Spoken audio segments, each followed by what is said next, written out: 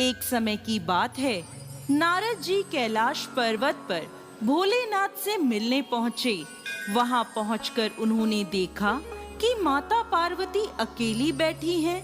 माता पार्वती को देखकर वो उनके पास पहुंचे और बोले, नारायण नारायण, नमस्कार माता। माता पार्वती ने पूछा, कहिए नारद जी, कैसे आना हुआ? सब कुशल क्षेम तो है? तब नारद जी बोले, माता, इधर से गुजर रहा था तो सोचा आपसे और बाबा महादेव से मिलता चलूं, परंतु बाबा तो दिखाई ही नहीं दे रहे। तब माता पार्वती बोली, उनके लिए कोई संदेश हो तो मुझे बता दो, वो अभी भ्रमण के लिए गए हैं। तब नारद मुनि ने माता पार्वती से कहा, माता, आपको कभी भगवान भोलेनाथ ने अमर कथा सुनाई है? तब माता पार्वती बोली, नहीं, मैंने कभी भी ये अमर कथा नहीं सुनी। नारद मुनि को अपनी अटखेली करने का एक विषय मिल गया। उन्होंने माता पार्वती से कहा, माता, बाबा भोलेनाथ को अमर कथा का वरदान प्राप्त है। यदि कोई भी उस अमर कथा को सुनेगा तो वो अमर हो जाएगा, परंतु बाबा ने आपको ये अमर कथा अब तक क्यों नहीं सुनाई? तब माता पार्वती बोली, ऐसी बात नहीं है नारद, मैंने उन्हें अमर कथा सुनाने को नहीं कहा। वो तो मुझे सुनाना चाहते थे, मैंने ही नहीं सुनी। नारद मुनि माता पार्वती के मन में संशय डालकर वहां से चले गए।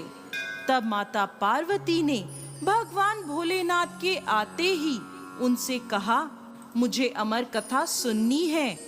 तब भोलेनाथ बोले, देवी, अचानक आपको अमर कथा कैसे याद आ गई? महादेव ने अपनी दिव्य दृष्टि से इस अमर कथा को सुनने की माता पार्वती की तीव्र इच्छा के पीछे का कारण नारद मुनि पता लगा लिया। तब भगवान भोलेनाथ बोले, देवी, अभी संध्या काल है, अमर कथा प्रातः काल सुनते हैं। माता पार्वती मान गई। भगवान शिव ने सोचा, सुबह तक देवी पार्वती सब भूल जाएंगी, लेकिन अगले दिन सुबह सुबह माता पार्वती भोले बाबा के जागने का इंतजार करने लगी।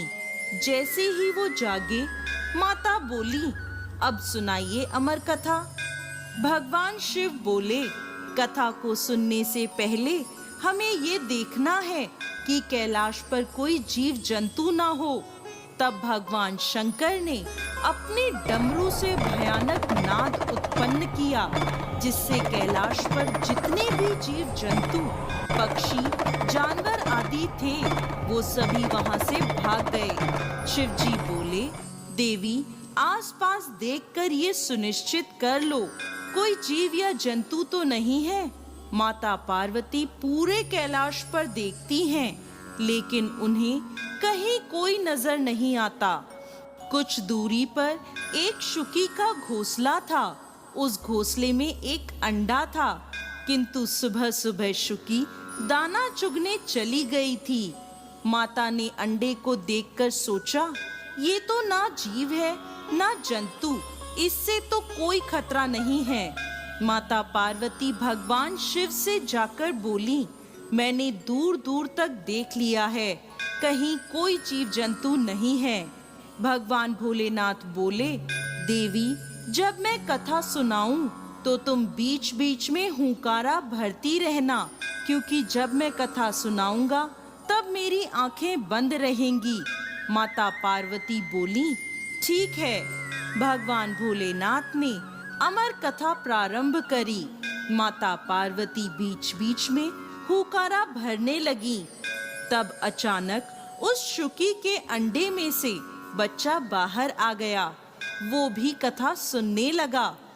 कथा सुनते सुनते माता पार्वती को बीच में ही नींद आ गई। जब उस शुक ने देखा कि माता पार्वती को नींद आ गई है, तो वो बीच बीच में हुंकारा भरने लगा। भगवान शिव की अमर कथा सुनने लगा। जब अमर कथा खत्म होने लगी, तभी माता पार्वती की नींद खुली और वो पूछती हैं, फिर क्या हुआ? तब भगवान शिव बोले, कथा तो पूरी हो गई।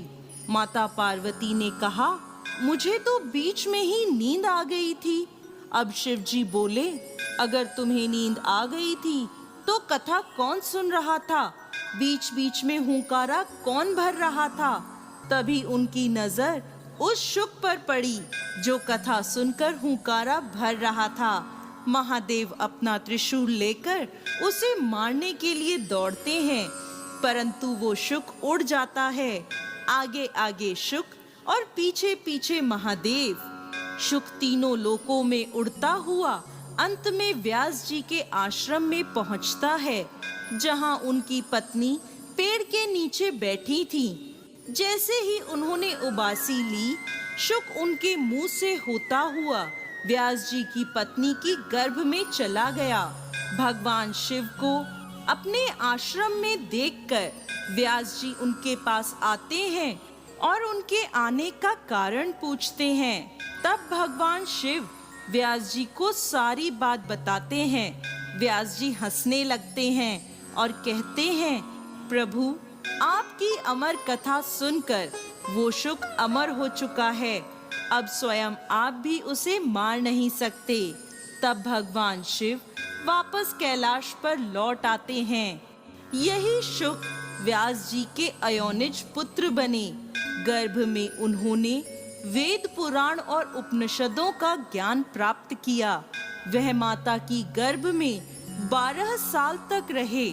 तब व्यास जी ने दिव्य दृष्टि से उनसे पूछा, पुत्र, तुम बाहर क्यों नहीं आ रहे? तब वह बोले, माया के प्रभाव में ना पड़ जाऊं, इसलिए मैं बाहर नहीं आना चाहता। जब तक स्वयं श्री कृष्ण आकर मुझे आश्वासन ना दें, तब तक मैं बाहर नहीं आऊंगा। तब देव ऋषि नारद के कहने पर भगवान श्री कृष्ण स्वयं आकर उन्हें आश्वासन देते हैं कि तुम्हें जन्म लेने के बाद भी माया स्पर्श नहीं कर पाएगी। तब वह बाहर आए और उन्होंने पिता से भागवत का पूरा ज्ञान प्राप्त किया।